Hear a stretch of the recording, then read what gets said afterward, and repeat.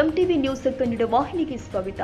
Railway ಹಳಿಯ ಪಕ್ಕದಲ್ಲಿ ರೈತರ ಹೊಲಗಳಿಗೆ ಹೋಗಲು ದಾರಿ ಸಮಸ್ಯೆ ಉಂಟಾಗಿರುವ ಹಿನ್ನೆಲೆ ತಕ್ಷಣವೇ ಪರಿಹಾರ ಕಲ್ಪಿಸುವಂತೆ ಒತ್ತಾಯಿಸಿ ಕರ್ನಾಟಕ ರೈತ ಸಂಘದ ಕಾರ್ಯಕರ್ತರು ತಹಸೀಲ್ದಾರ್ ಚಂದ್ರಶೇಖರ್ ನಾಯಕ್ ರವರ ಮೂಲಕ ಮನವಿ ಸಲ್ಲಿಸಿದರು. ಪಟ್ಟಣದ ತಹಸೀಲ್ದಾರ್ ಕಚೇರಿ ಎದುರು ಪ್ರತಿಭಟನೆ ಮಾಡಿದ ರೈತ ಸಂಘದ ಸದಸ್ಯರು ನಂತರ ಮನವಿ ಸಲ್ಲಿಸಿ ತಮ್ಮ ಆಕ್ರೋಶ ವ್ಯಕ್ತಪಡಿಸಿದರು.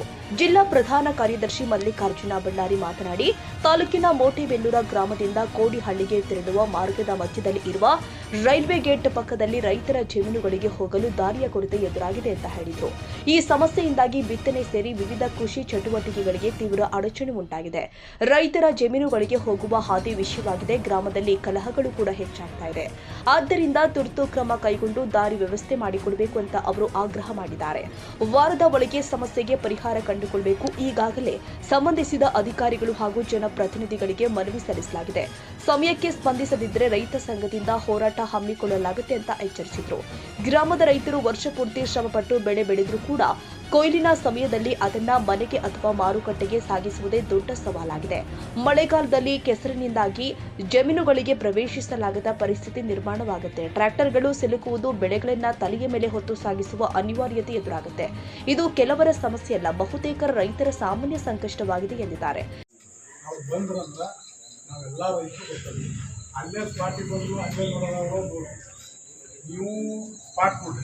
ಮಂಗಳವಾರ ಏನೋ ಒಂದು ಹಂತಕ್ಕೆ ಬರ್ತದೆ.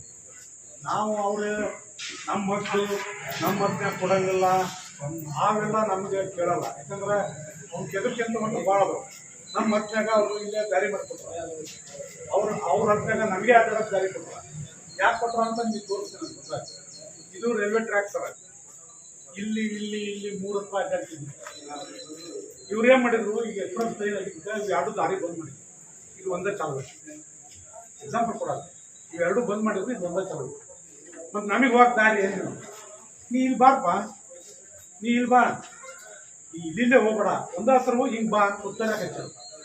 ಇಲ್ಲಿ ಬ್ಯಾಡಗಿಗೆ ಬಂದು ನಾವು ಕುಟುಂಬರು ಹೋಗೋರು ಅಲ್ಲಿ ನಮ್ಮಲ್ಲಿ ಹೊಲಗಟ್ಟಿ ಅಂತ ಐತೆ. ಹೊಲಗಟ್ಟಿ ಒಂದು ನಮ್ಮ ಗೇಟ್ ಇತ್ತು, ಅದನ್ನು ಬಂದ್ ಮಾಡಿದ್ರು. ನಾ ಬ್ಯಾಡಿಗೆ ಬಂದು ಬ್ಯಾಡಗಿದ್ದ ಹಳಿ ಗುಟ್ಟಾಗ CC ರೋಡ್ನಾಗ ಹೋಗ್ಬೇಕು ನಾವು. ಸರಿ, ನಾವು ಅನ್ಕೊಂಡು ಕೊಡ್ತೇವೆ ಗೇಟ್ ಮಾಡೋದು ಮತ್ತೊಂದಲ್ಲಿ ಮಾಡೋದು ತಪ್ಪಾಕಂಗೆ ಮಾಡ್ಯಾರ. ಹಾಗಾದ್ರೆ ನಮಗೆ ಅದನ್ನು ಪೂರ್ತಿ ಮಾಡಿಕೊಟ್ಬಿಟ್ರೆ ನಾವು ಮುಟ್ಟಂಗಿರ್ತ ಅಲ್ಲೇ ಆಗ್ತದೆ. ಸೊ ಅದು ಈಸಿ ಐತಿ. ಆದ್ರೆ ಮೈ ಮುಟ್ಟಿಸ್ಕೊಳ್ಳೋಂಗೆ ಇವೆಲ್ಲ ಕೊಬ್ಬರಿ ಎತ್ಕೊಂಡು ಬಂದಿರ್ತಾವೆ. ಎಲ್ಲಿ ಹಿಡಿದ್ರು ಜಾರ್ಬೇಕಲ್ಲ. ಅದಕ್ಕೆ ನಾವು ಜಾರಕ್ಕಂತ ಅವಕಾಶ ಮಾಡಿಕೊಡಲ್ಲ. ನಾವು ಅದಕ್ಕೆ ತಕ್ಕಂಗೆಲ್ಲ ಕೈಗೆ ಹಾಕ್ಯಂದ ಬಂದಿರ್ತಾರೆ. ಜಾರಕ್ಕಂತೂ ಬಿಡಲ್ಲ. ನಾವಂತೂ ರೋಡ್ ಮಾಡೇ ತಿಂದ್ರೆ ಅದು 6ನೇ ತಾರೀಕಿಗೆ ನಾವು ಅದನ್ನು ಉಗ್ರವಾದ ಹೋರಾಟ ಮಾಡ್ತೀವಿ. ರೈಲ್ವೆ ಬಂದ್ ಮಾಡಾದ್ರೂ ನಾವು ಹೋರಾಟ ಮಾಡ್ತೀವಿ. ನಾವಂತೂ ದಾರಿ ಮಾಡೇ ತಿಂತೀವಿ. ಏನೇ ಇದ್ರೂ ಕೂಡ ರೈತರ ಹೊಲಕ್ಕೆ ಹೋಗಲಿಕ್ಕೆ ಒಂದು ರಸ್ತೆ ಬೇಕಾಗುತ್ತೆ. ಇಷ್ಟಂತ ಕಾನೂನು ಅಡಿಯಲ್ಲಿ ಲೋಕದಲ್ಲಿ ಏನು ಅವಕಾಶ ಇಲ್ಲ. ಅದನ್ನು ನಮ್ಮ ಮೇಲಾಧಿಕಾರಿಗಳು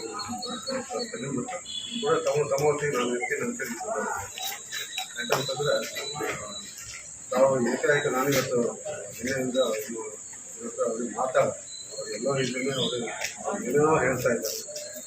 ಈಗಾಗಲೇ ಪತ್ರ ಬಂದಿದೆ, ಮೇಲಾಧಿಕಾರಿಗಳು ಪತ್ರ ಬಂದಿದೆ. ಅದನ್ನು ನಾನು ನೋಡಿಲ್ಲಪ್ಪ.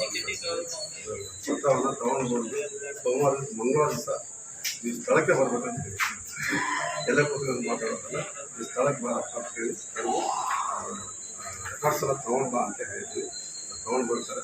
ನಮ್ಮ ಎದುರಿಗೆ ಅದನ್ನು ಚರ್ಚೆ ಮಾಡೋಣಂತೆ ಒಂದು ಅವಕಾಶ ಕೊಡಿ. ಆಮೇಲೆ ಮುಂದಿನ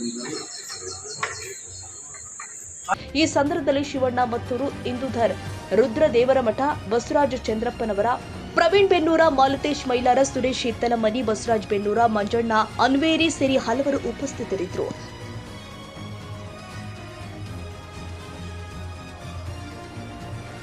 ತಾಜಾ ಸುದ್ದಿಗಾಗಿ ಎಂಟಿವಿ ನ್ಯೂಸ್ 24x7ಗೆ ಸಬ್ಸ್ಕ್ರೈಬ್ ಮಾಡಿ ಮತ್ತು ಬೆಲ್ ಐಕಾನ್ ಅನ್ನು ಒತ್ತಿ. ತಪ್ಪದೇ ಲಿಂಕ್ ಶೇರ್ ಮಾಡಿ.